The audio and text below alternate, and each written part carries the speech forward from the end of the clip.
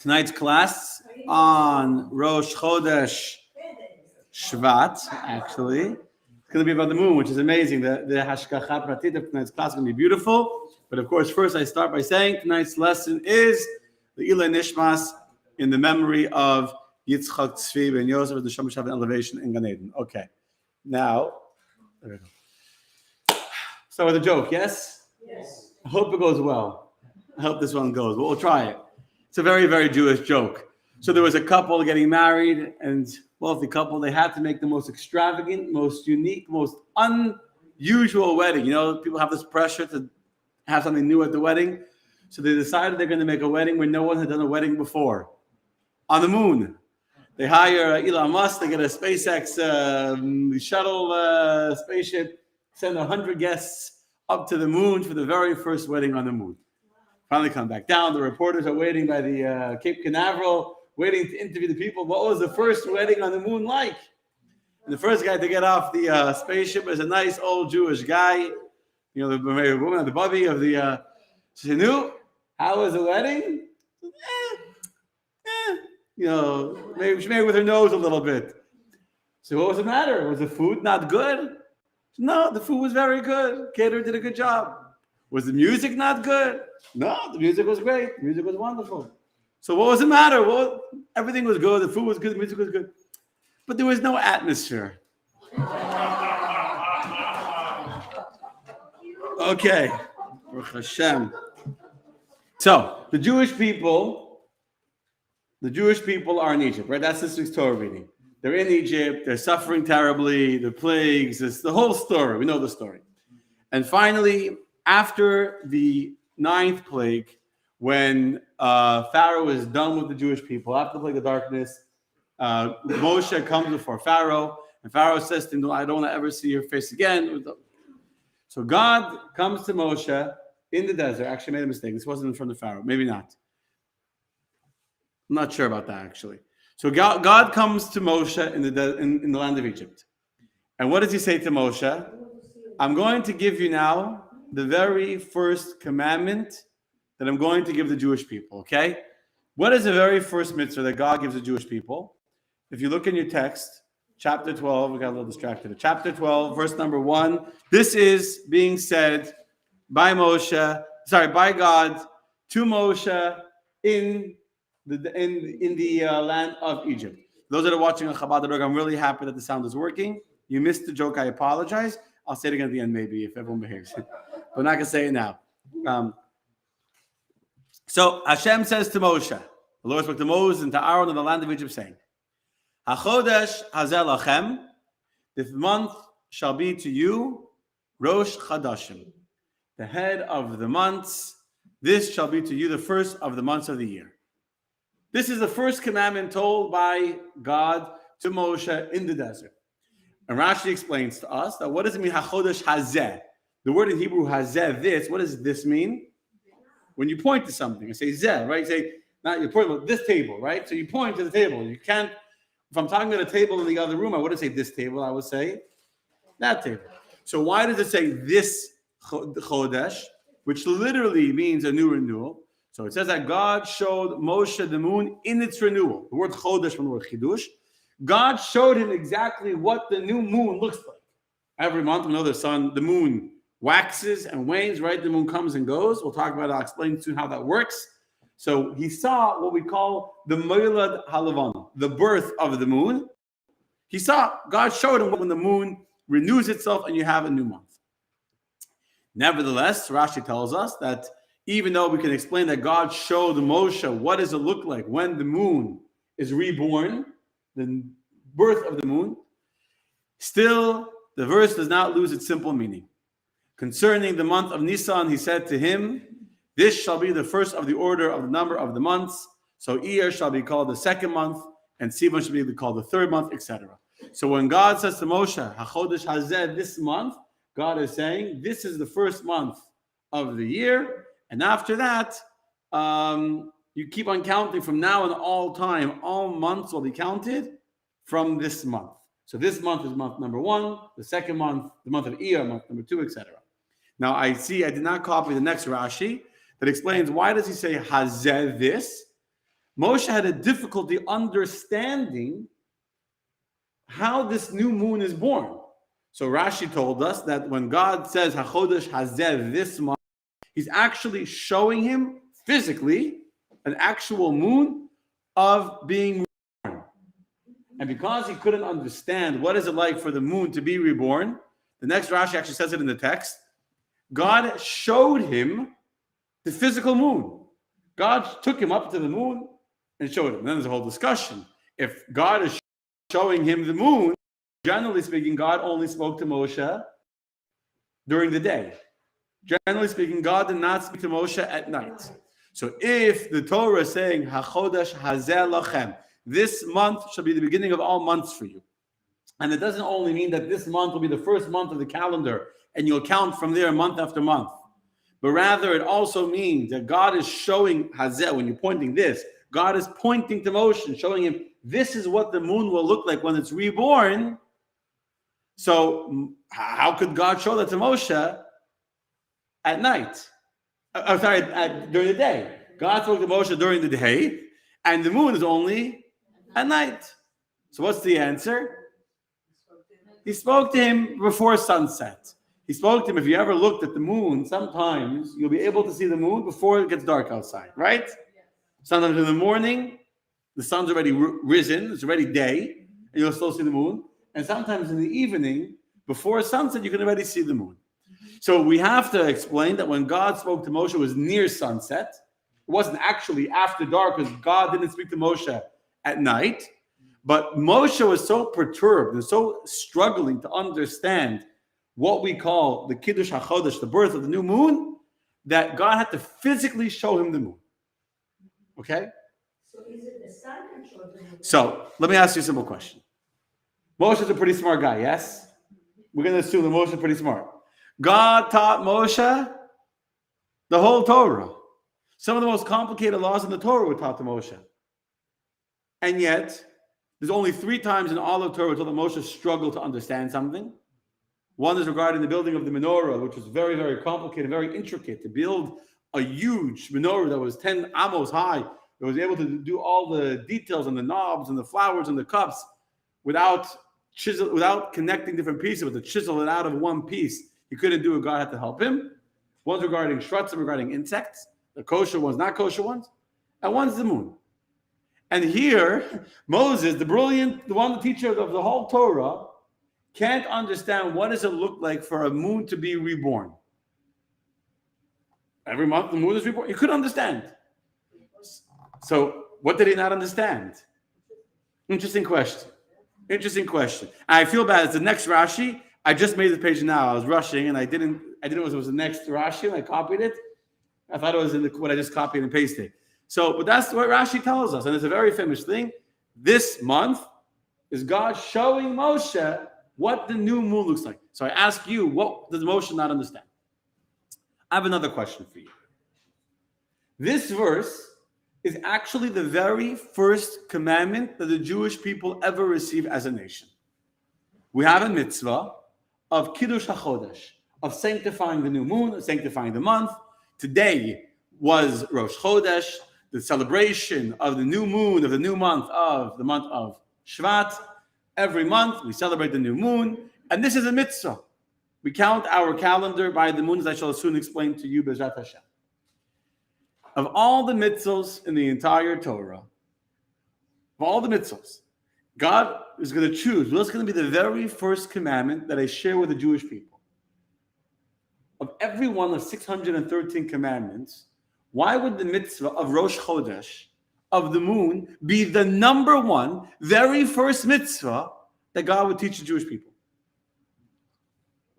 What's so special? What's so important? I understand the Jewish people have a mitzvah to count our calendar by the moon. Got it. That's fine. We can accept the idea that that's how the Jewish people count the calendar. It is one of the 613. No problem with that. But to tell me that it's the number one mitzvah, this is like the number one mitzvah, that when the Jewish people are still slaves in Egypt, they're not at Mount Sinai yet. They haven't said Na'aseh and Nishma. They haven't even been freed as a nation. They're still slaves. God feels it's so important to come to the Jewish people and say, you should know that one day you'll be a free people. one day you're going to have a court and you're going to have to know when the new moon is born so that the witnesses can come and testify before the court that they saw the new moon. So therefore, you should know the first mitzvah I give you is the mitzvah of Rosh Chodesh. And by the way, this mitzvah of sanctifying the new moon, which is the first mitzvah given to the Jewish people, is so important that if you're familiar with the very first Rashi in all of Torah, what is the very first Rashi in the entire Torah? You know what that Rashi says? That Rashi asks a question from Rabbi Yitzchak, name of his father. Why does the Torah begin with the story of Genesis and not with the story of the Jews receiving the first commandment of sanctifying the new moon? Meaning, according to Rashi, and it's not his own question, according to the rabbis, really, the truth is that God should have started the Torah with the mitzvah that we read in this week's Torah reading, the mitzvah of the new month of Rosh Chodesh. That's how the Torah should have started. There's a reason why God chose to start the Torah with Genesis and with creation to show his power, and that when one day the UN will come and say, or the Arabs will come and say, the nations will come and say that the Jews are robbers because we stole the land of Israel from them. It's written by Rashi in the 12th century France, but the Torah is Torah. You should know God made the world, and the same God that made the world, he decided who to give the land to, and he gave the land to the Jewish people. The land is ours, etc. So there's a reason why the Torah is not written in its inherently structured format of being a book of mitzvot, of commandments. But if not for that, the opening verse of the entire Torah would have been this verse we just read a minute ago, the opening verses of chapter 12, the verses where God is telling the Jewish people to sanctify the new moon. Now again, there's no problem. It's beautiful, sanctify the moon. But why is that the number one mitzvah that becomes like the mitzvah that defines the Jewish people, that this is the mitzvah that we have to talk about? And finally, the last question before I start teaching you something. Why is this in Egypt? Before the plague of the first. So it's very simply, I have to explain to you, very simply, the reason why God starts with this mitzvah is because God is speaking to Moshe on Rosh Chodesh Nisan. And he's saying to him that you should start telling the Jews to get ready, because on the 10th day of the month, they're going to take the sheep, and they're going to prepare the sheep, and on the 14th, they're going to slaughter it and make the Pesach lamb, and they're going to put the blood on their doorposts, and they're going to have the Exodus, etc. But you don't, so that's technically how this verse ends up here, because that's the day that God spoke to Moses on Rosh Chodesh. But if you look in the Torah, it's not needed. Verse number 3 is already talking about the sheep and the Paschal lamb. There's one verse. Today's Rosh Chodesh. You should know the mitzvah of Kiddush HaChodesh, to sanctify the moon. And every month will be a new moon. And you'll have to know how to tell when does the moon finish getting smaller, when does it get bigger, when is a new moon born, etc., etc., etc. A whole story.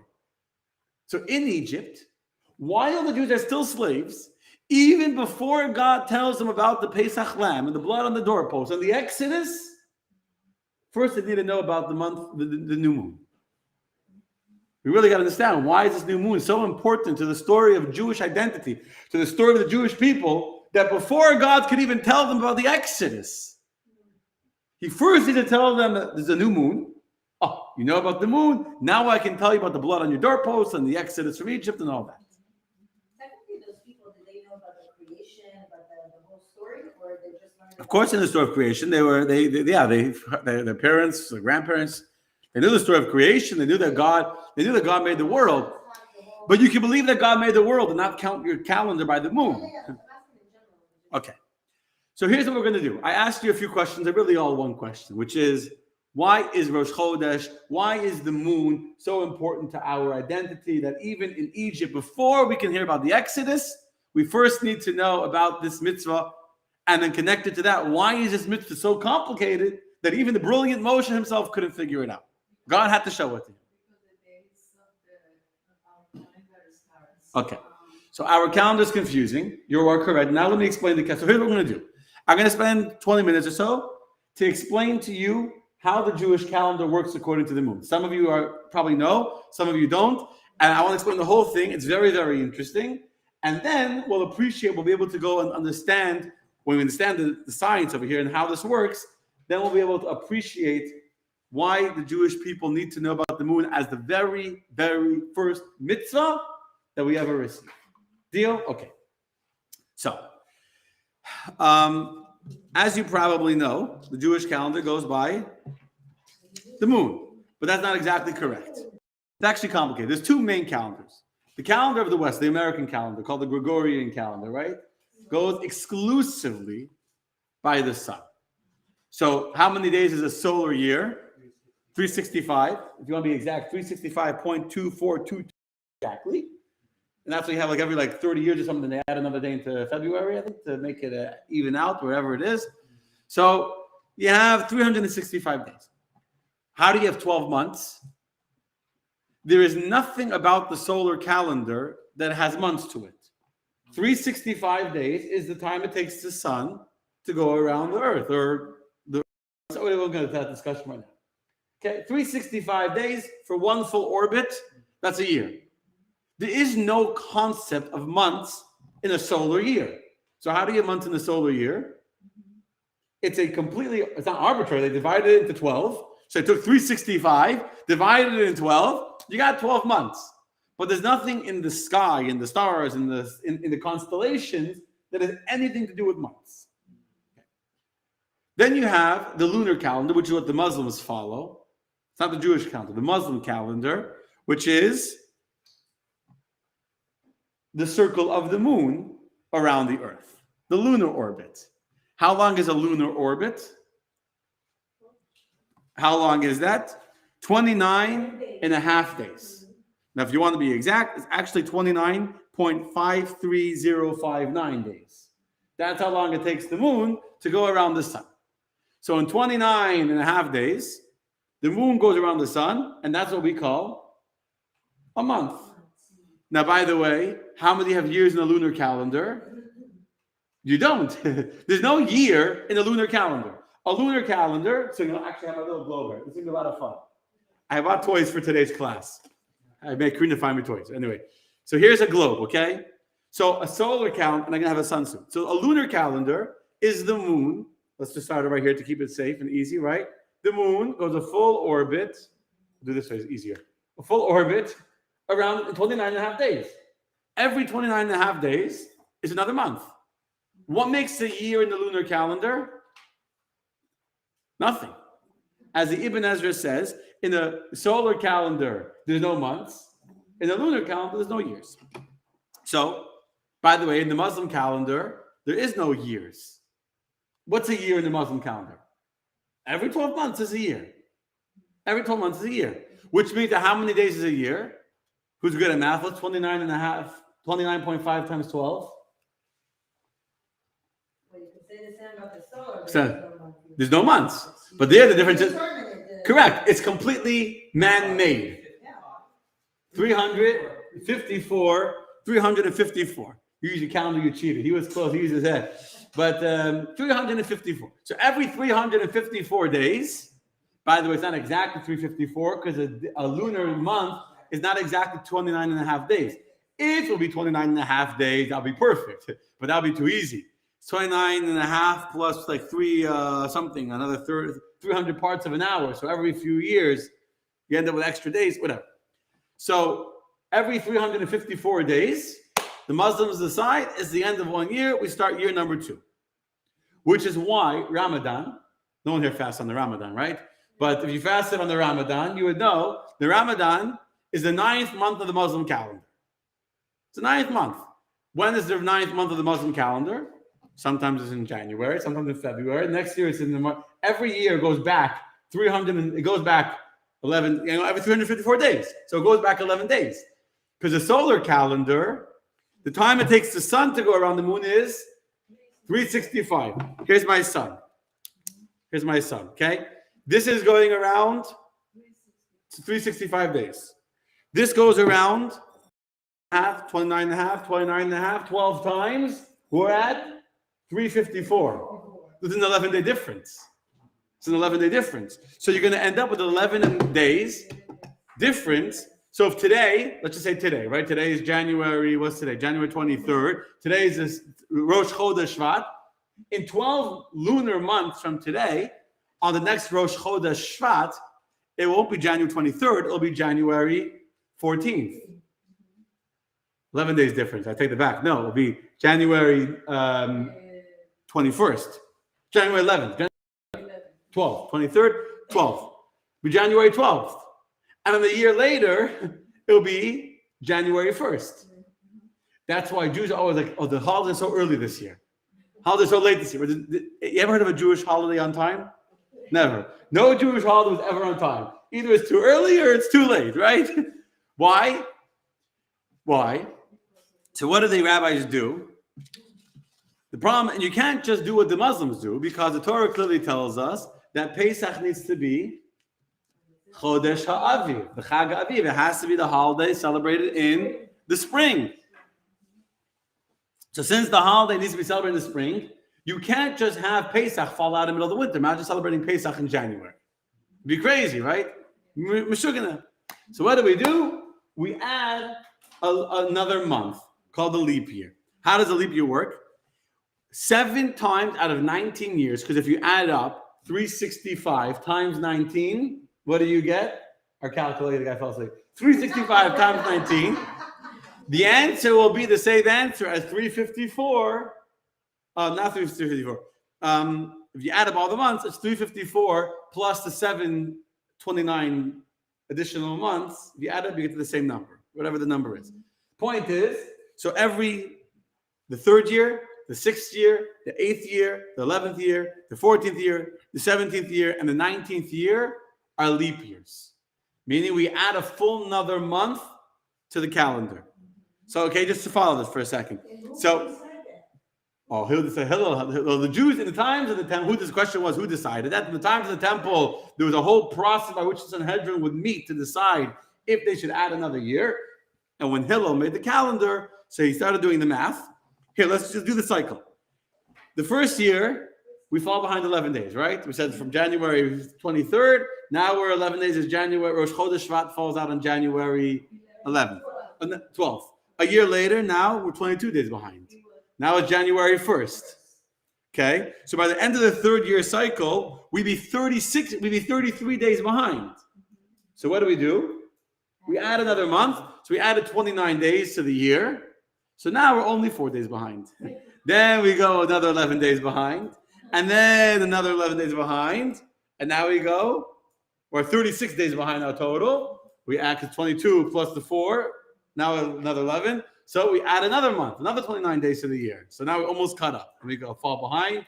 That's why Jews are always behind, right? The holidays are like that. We fall behind. After 2 years comes year number 8. We don't wait 3 years. Now we're like 4 days ahead. You understand? We go like that. We catch up. We're always running. That's the story of the Jewish people. We're always running. So we're trying to catch up. What? Next time, that's what you need to print. I printed it for myself because I was fascinated. I was studying. I have it here. I'm reading. If you think I can keep track of the numbers. 3 years you're 38 days behind. I said 36. I was wrong. It's 38 days behind. And then in the 8th year we go. We're 29 days. So now we add, and we got the point. Anyway, just decide. I don't want to get too complicated and lose you. Just decide. Do you know what year this year is of the 19-year cycle? Year number 7. Nobody knows. I didn't know myself. It took me time on Google to figure out what year is this year. We're year number 7. Anyway, meaning this 19-year cycle will end in the year Hebrew year 5795, and then we start again catching up. That's the story. Okay. What's going to happen this year for Pesach? What's going to happen this year? I have to have a macaroon cake. Because your birthday.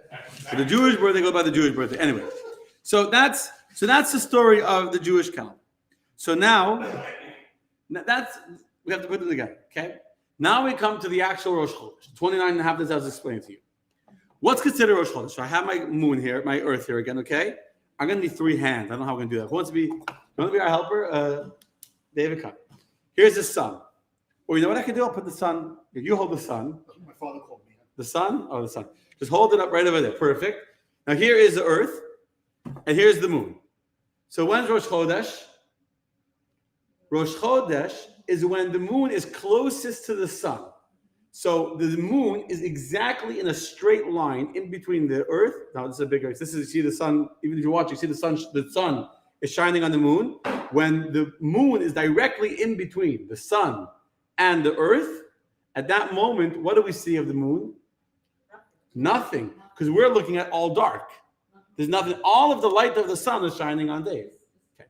Then comes the next day, and the moon moves a little bit. Let's do sideways, whatever. I don't know, up or down, so this we'll see it better.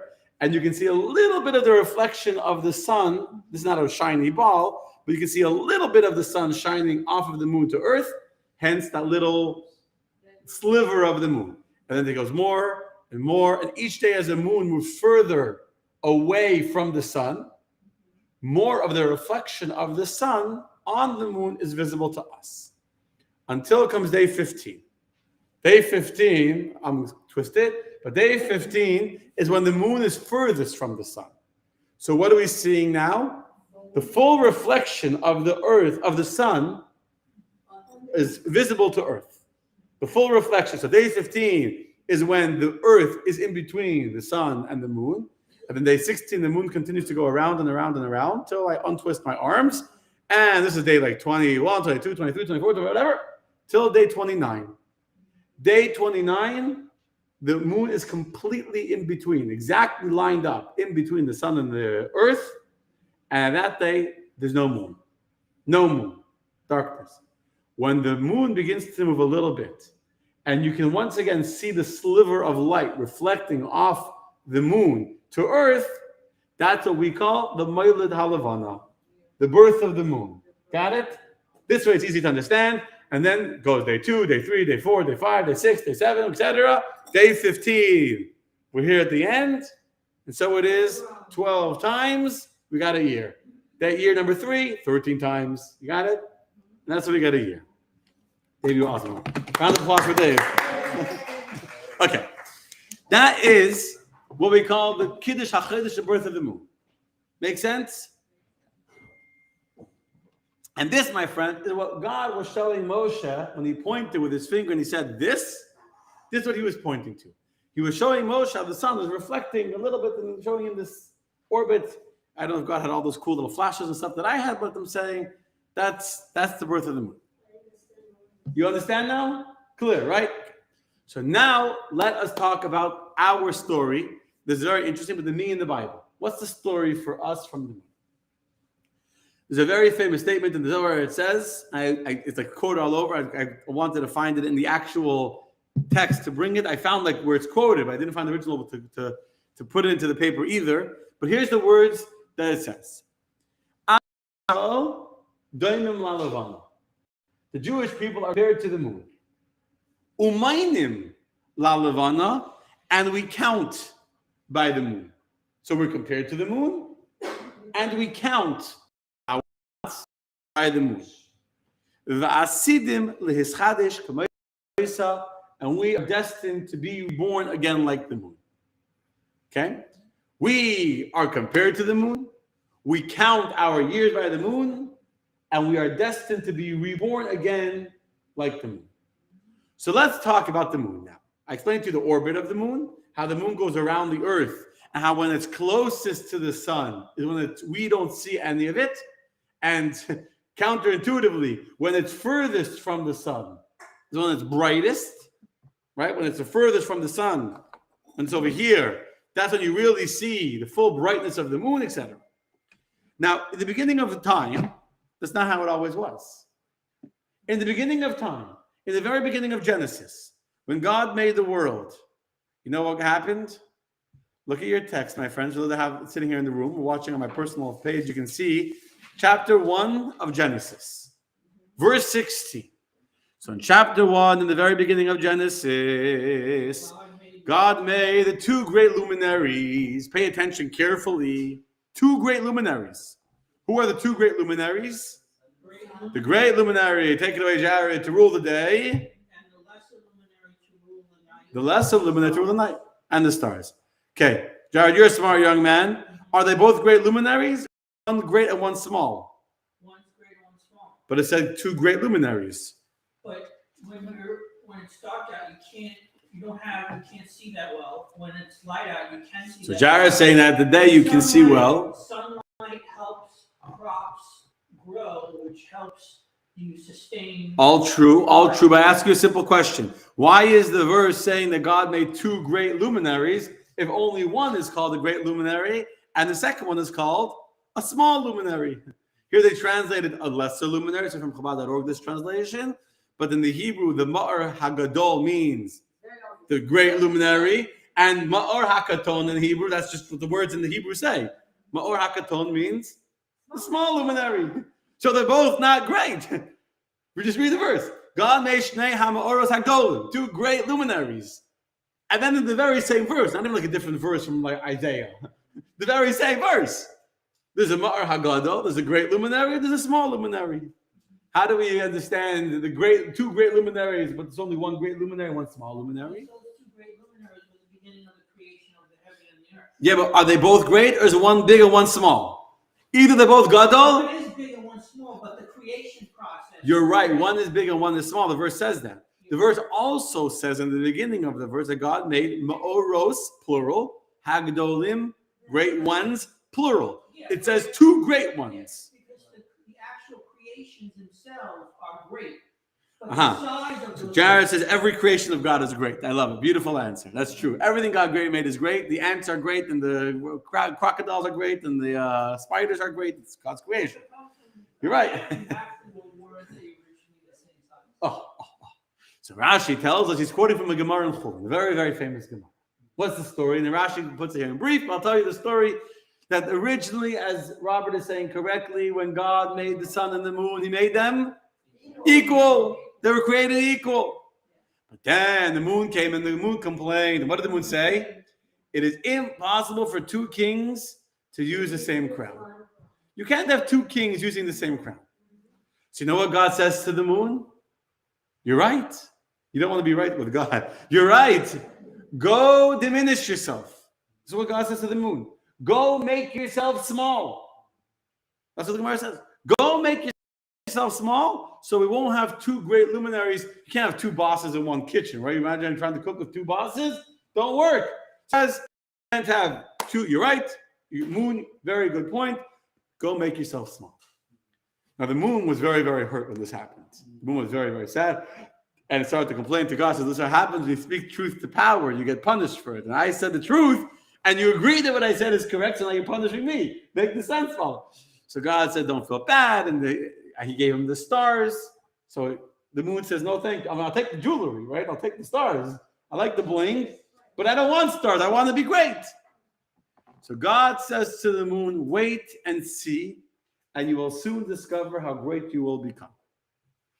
And this is what happens on Rosh Chodesh Nisan, on the first day of the month of Nisan in the Hebrew year 2448 after creation. The Hebrew year 2448 is the year that Moses is standing in Egypt. And God appears to Moshe. And he says to Moshe, I want you to know that I'm about to take the Jewish people out of slavery. I'm about to take this nation that has been enslaved and suffered for so long. I'm about to make them into the chosen nation, my people. And Moshe is struggling to understand. This people, the ones that you've abandoned and left to be destroyed and persecuted and suffer for so many years, this is your chosen people. This is going to be the greatest people? How does this make sense? Moshe is struggling to understand. So God says to Moshe, you should know, and you should teach the Jewish people that they should know that Am Yisrael Doimim Alavanu. The Jewish people are compared to the moon. Our identity is like the moon. What defines the moon? What defines the moon is that it's meant to go small. It diminishes itself. But every time it diminishes itself, it allows for a new birth, for a new beginning. For a new beginning.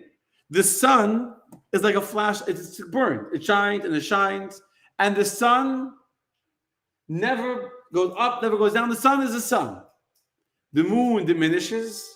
The moon goes away. And then you know what happens? The moon comes back again. You should know, Moshe, that the Jewish people, tell them, they are like the moon. The moon starts small. The moon starts small, but it gets bigger and bigger and bigger. And by depended on the reflection of the What? It's also dependent on the reflection of the sun. Yeah, you're right.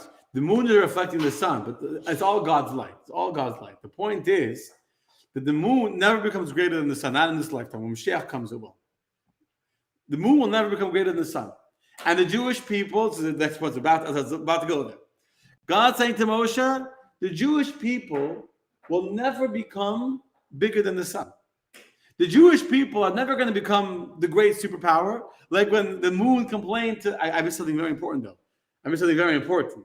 When the moon complained to God, I started saying, I don't know what happened. The moon said, I don't want the stars. The moon said, I'm not satisfied. So God gave the moon something else. What else did God give the moon? I'm sorry, I forgot this very important point. What else did God give the moon to appease the moon besides for the stars? God gave the moon the ability to be visible even during the day. That's what I meant to say.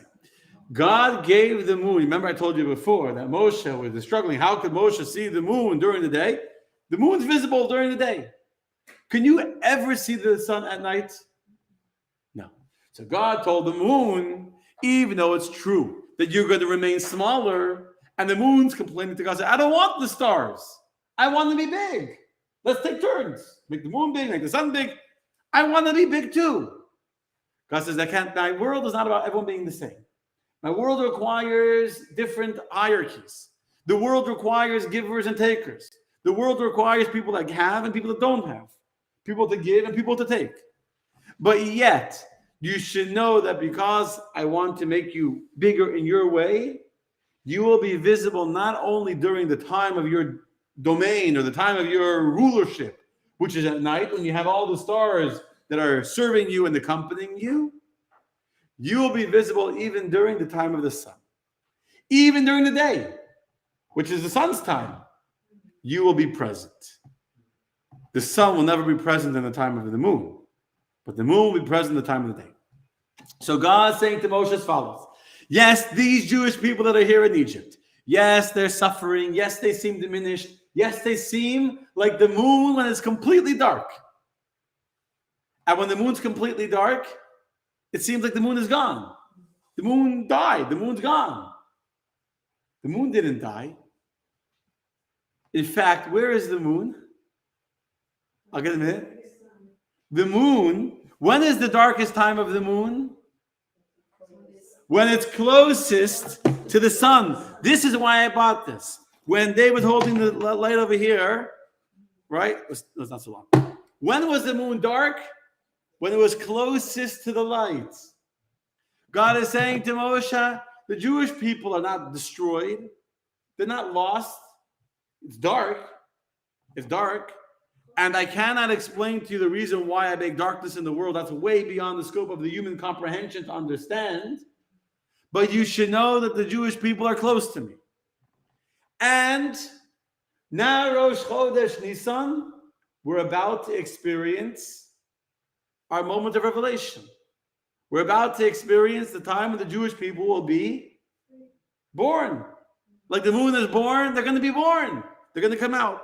And they're going to travel around for 15 days. What's going to happen on the 15th day of the month? The full moon. What happened on the 15th day of the month? We left Egypt. The Exodus. Right? So we have that light shining. So the first day of the month, let's pretend we have the light here. Here's the sun over here. Here's the moon. This is Rosh Chodesh. The day that God speaks to Moshe in the desert. Where are the Jewish people? They're dark. They look like they're neglected. They look like they don't exist anymore. They look like they're an oppressed nation that will never, ever, ever grow into anything beautiful. God, says God to Moshe, the birth is about to begin. This is the beginning of a cycle. And then the first day, and the second day, and the 10th day, they took out the sheep when they slaughtered the Paschal lamb till the 15th day of the month. What happened on the 15th day? The moon is shining in its full glory. On the 15th day of the month, the Jewish people walk out of Egypt with their heads held high. The Egyptians are begging them, please, please, take our gold, take our silver, run, go. The Egyptians are begging them, right? And the Jewish people, in the middle of the day, the Jews walk out of Egypt, a free people. Rich. The moon is shining with a glow, with a radiance, with a light, with a luminance the sun doesn't have. But guess what happens? That's not the end of the Jewish story. The Jewish story continues. And then it goes around and around and around and around until we find ourselves in darkness again. But when a Jew is in darkness, he needs to remember it's only temporary. A Jew always is ready for the next moment of rebirth. The next moment when a new month starts. The word chodesh, the word month, is also the same word. Chidush, new, chadash, brand new. Every single chodesh, every single time when the moon goes all the way around and seems to have gotten so dark and so diminished and so small, that's our opportunity for a new birth, for a new beginning. And by the way, just like it was in the 15 days of the month of Nisan in the year 2448 when the Jews were in Egypt, that's what happened on a more macro level. Do you know how many generations there are from Avraham until King Solomon, to Shlomo HaMelech? 15! So that was a very smart woman. That's right. From Avraham Avinu, when the Jewish people were born, what was the world before Avraham Avinu? Darkness. A bunch of idol worshippers worshiping Nimrod, bowing down to statues of stone and wood. The world was in absolute darkness. On Rosh Chodesh, the beginning of the month, when Avram came to the world, a little sliver of light began to shine. And then Yitzchak, the light shined a little bit more. And Yaakov a little bit more, and then his son Levi, and then Kahas, and then Amram, and Moshe, and Yeshua, and etc. And then David, Shaul, until David, and then Shlomo Melech. 15 generations. And on the 15th generation, after the Jewish people left Egypt, after Abraham, what does it say? The moon was shining in its full glory. The glow of the Jewish people in the world in the time of King Solomon was amazing. After King David, the whole world was scared of the Jewish people. No one dared to fight a war. And King David won so many wars. He conquered so much land. King Solomon was the wisest of all men. People from all over the world came to study his wisdom. Queen Sheba of Egypt, etc., right? The whole world is coming to learn from the wisdom of the Jews, to see how they have a temple. The Beis HaMikdash is built. Our temple, our house of glory is built. This is generation number 15. And then starts to go down from there. So, and each generation gets darker and darker and darker and darker until comes the time of the destruction of the temple, King Tzidkiyahu. And guess what happens then? Guess what generation we have then? So now it's King Chizkiyahu. King Chizkiyahu is generation 15 from Shlomo HaMelech. Another 400 years. The temple lasts 400 years, 410 years. During the course of the next 400 years, the moon keeps on going around and around and around until the Churban. Until the destruction of the Jewish people, 15 generations after it was built by Shlomo HaMelech. And if the Jewish people would have given up hope when we went into Babylonia, we were taken away as slaves by Nebuchadnezzar, we would have given up hope. And we would have said, Oy mehoyalanu, woe, what has befallen to the Jewish people? But guess what? A Jew knows, even though the moon has gotten dark, yes, the moon is here, the moon is dark, but guess what? Come Ezra the scribe, and the first group of Jews back to Israel, and then the second group of Jews back to Israel, etc., etc., second temple, until all around again. If you look through Jewish history, and you look through the darkest moments of our history, the greatest moments of birth, the greatest wisdom of the Jewish people is born in that darkness. When was the Mishnah written? In darkness. Why did Rabbi Yehuda HaNasi write the Mishnah? You come to the class, the Book Smart class. We're starting the series tomorrow night on the story of the Jewish people, on the books of the Jewish people. Books. Exactly. The reason why Rabbi Yehuda HaNasi wrote the Mishnah is because he was afraid the Jewish people were scattered in exile. Their learning had been diminished. They were scattered. They were exiled. They were persecuted. And he's afraid that the Jewish people will lose their customs, their laws. So because of the darkness came the opportunity for a new birth. Because of the darkness came the opportunity for new birth. Same thing with the Talmud. When we're in a dark place, light comes forth. Look at the Kabbalists. Look at the great Kabbalists of Tzfas. The Moshe Cordovero, the Arizal. Where were these people coming from? Darkness. They were oppressed. They run away from Europe. There was a time of terrible, terrible persecution for the Jewish people. And from that persecution began to shine a new light. The light of Kabbalah, the light of Lachadaidi, the light of Moshe Cordovero, the Arizal, Chaim Luzzatto, all the great Kabbalists from a time of darkness. Go another 200-300 years later, the Jews are living in Europe after the Shabtai Tzvi and after the Chameniki uprisings, the year of Tachtachman, hundreds of thousands of Jews were killed in 2 years. Darkness. Darkness. The Jews in Eastern Europe in the 1600s suffered terribly. The pogroms and the Cossacks and the uprisings. And from that was born the Baal Shem Tov, Chassidus, new life. After the Holocaust. The Holocaust was such a dark time. The moon looked like it would almost be diminished. It looked like the Jewish people were gone forever. Hitler would win, God forbid. Final solution would be over. And yet, from that darkness, we didn't just survive. Once again, a new circle begins. We start a whole new circle of life. A whole new circle. And this is what God is saying to Moshe Rabbeinu in Egypt. The most important mitzvah the Jewish people need to know is the one that most closely resembles our identity. What's the mitzvah that most closely resembles our identity? That we are the moon. That even when we seem oppressed and subjugated in Egypt, just hold on a few more seconds and the new birth will come. Not just will survive, the opportunity for birth will create something far greater than we ever could have experienced before.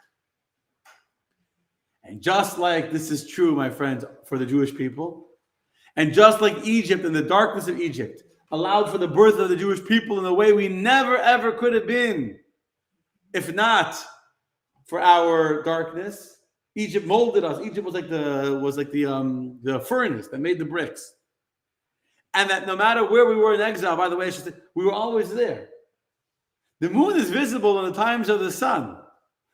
The sun won't be visible when Mashiach will come. The sun won't shine anymore. Then the Jews will be the greatest power of the world. But always the moon is visible. You look even in the darkest times, you see the Jews there. You see the Jew shining in the corner. Not shining, he's there. Just like this is true with the Jewish people as a nation, this is true with each and every one of us individually in our own lives. Every single one of us experience these waxing and these wanings, these ups and these downs. We have our good times, we have our difficult times. And our difficult times, again, I don't know how to explain why God does what he does and how to explain suffering and how to explain difficulty and how to explain darkness is beyond the ability of a human being to explain. So I don't even attempt to explain it. But as a Jew, we need to know that even when we are in a moment when you look up in the sky and all you see is darkness and you don't see anything, there's nothing to see. It's not that you're blind. There's nothing to see. The world is dark. The moon is dark. The light is not shining. A Jew has to know that that is a moment that's about to lead to a greater chidush, to something even more new, more great, more amazing than what could have been created before. And this is true in every one of our lives, if we allow ourselves to be open to it. Death, suffering, sadness, there are moments when the moon has set, when our world gets dark. And no one wants to be in the dark world. But when you're in that darkness, you have to know that the darkness for a Jew is only temporary. The darkness is only the moon on a cycle. And so, yes, today is a dark night, but if it's dark, that means Rosh Chodesh is tomorrow. That means it's about to be Rosh Chodesh, and Rosh Chodesh is a new beginning, a new birth, a new child, a new life that never could have been experienced before. The sun shines all the time, but the sun is static. The sun can't get brighter and the sun can't get darker. The sun is the way the sun is and will never change. A human being is unique. God calls us Mahalchim ben ha'imdim. We are walkers or goers in between the statues, between that which is permanent. And only man has the ability to go up, and only man has the ability to go down. And that's the gift of being a human being. That's the gift of being not like the sun, but being like the moon. Because even when things are great, don't get too complacent. But when things are dark, don't get too despondent. Don't get too depressed. Don't settle into the darkness. Don't settle in the darkness. Rosh Chodesh is about to come. Yes, it's hard to understand what I'm saying. It's very hard to understand what I'm saying. So hard to understand what I'm saying that even Moshe Rabbeinu himself couldn't understand what I'm saying. Moshe Rabbeinu couldn't understand this. God, in the darkness is a moment of birth. In the darkness is where the greatest opportunity lies. And God says to Moshe, God shows it to Moshe. God took a globe. Maybe he didn't use this. God took Moshe and showed him, yes. Do you know when the moon is closest to the sun? When it's closest to that flashlight, when it's dark. When it's shining, life is beautiful. That's already distance. The moment of darkness is when the sun is, when the moon is closest to the source of light. And so if we ever find ourselves in darkness, if we ever find ourselves in a period of our lives where the moon has set, where the moon has waned, a Jew has to know that we are like the moon. And even when we're in Egypt, and even when we're suffering, and even when there's persecution, that moment of darkness is a moment for the greatest birth, the greatest opportunity. And there are people that will tell you that their greatest moments of birth, the greatest opportunities came from their darkness. From their darkness. And from that came an opportunity they never would have had otherwise. That, my friends, is the lesson for us from the moon. We are compared to the moon. Our first mitzvah is the moon, because the identity of the Jew is like the moon. God says, I'm going to give you the opportunity to come and go, to be mahalach. Never ever stuck in darkness. Always in the moment of new birth, new opportunities waiting for us. Okay, my friends. Good night, good night. And now we can look at all the comments, because I got so carried away, we didn't even look at any comments tonight. Shalom to all you that are watching. Shalom, shalom. Good evening, Rika, Adina. How are you? They were created equal. Correct. You are all correct. Whoever's watching, say hello to us. Okay, let's see. Turning in from Texas. So at the beginning, Erev Tov, Utah. Wow, look at the visitors from Utah joining us. From Tampa Bay, from Philadelphia, from the Philippines. Thank you, Peng. Shalom, A.G. Barber. Boker Tov from Australia. Thank you. Hello from Brazil. Hello, Shira. Oh, those are watching on Chabad.org. I can tell the joke again. Should I repeat the joke? Who's still watching? See us watching. Okay, for Chabad.org crowd, I didn't hear the joke. The joke about the moon. I forgot to say that's why we're lunatics. Right? Lunatics like the moon. You go Meshuggah, you go back and forth.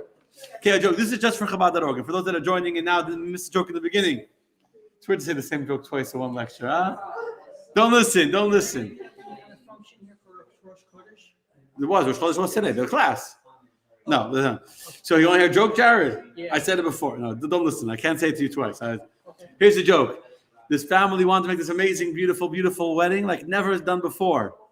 Now look at all the comments afterwards. So he wanted to make this beautiful wedding. So they decided to make a wedding on the moon. They've never done a wedding on the moon before. And so they hire Elon Musk, and they get the SpaceX shuttle, and they go up to the moon. 100 guests go up to the moon, and the reporters are waiting when they come down to hear how was the wedding. So they come down, the first one off the spaceship, nice little Jewish bubby. They ask Anu, how was the wedding? She says, Their nose, Jews have a way with their nose. What was the matter? Was the food not good? No, the food was great. The music wasn't good. The music was great. So what was the matter? Everything was good, but there was no atmosphere. She's laughing again. You're the best, Dvora. Okay, she's the best. Dvora will laugh.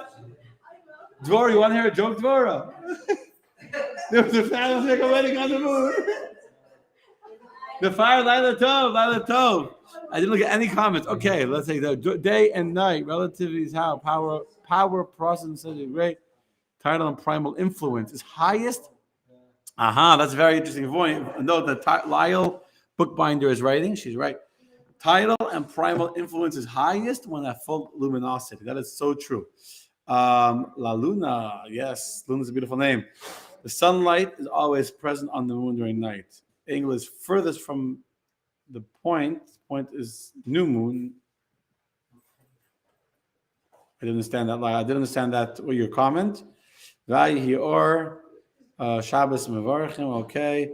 Thank you, Art. I'm glad that you enjoyed the class. Hello from Staten Island. Hello from Atlanta. Gamliel knew the Halakim before Nasi. Yeah, I didn't get into tonight about the Jews. They had the calendar. There's a theory. Okay, since you're waiting this is for George. When the Jews were in the desert, the 40 years in the desert, they were surrounded by the clouds of glory, right? So how do they see the new moon?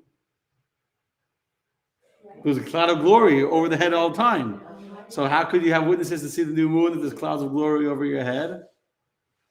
You ready for this, George? I'll teach you something beautiful.